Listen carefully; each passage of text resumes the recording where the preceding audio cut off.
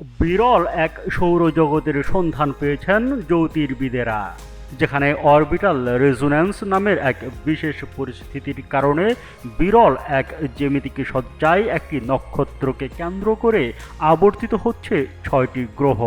মার্কিন সংবাদ মাধ্যম CNN জানায়, পৃথিবী থেকে 100 আলোকবর্ষ দূরে এই সৌরজগতের অবস্থান। এর নাম দেওয়া হয়েছে HD 110067। ওই সৌরজগতে অনুসন্ধান চালাতে ব্যবহার করা হয়েছে নাসার transiting exoplanet survey satellite TESS ও ইউরোপীয় মহাকাশ সংস্থার ক্যারেক্টারাইজিং exoplanet satellite CHEOPS।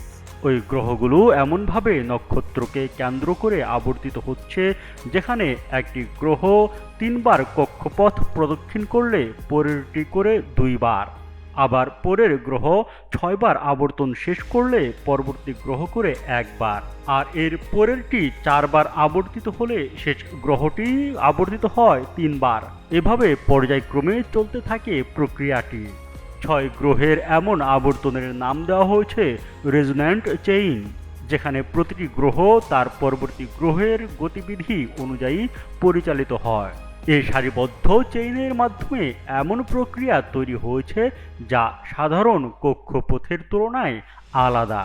University of বার্নের অধ্যাপক এবং এই গবেষণার গবেষক হিউ অসবর্ন এক বিবৃতিতে বলেন, আমাদের সৌরজগতের বাইরে আবিষ্কৃত 5000-এর বেশি এক্সোপ্ল্যানেটে এমন সারিবদ্ধ ঘূর্ণনের ঘটনা একেবারে বিরল নয়।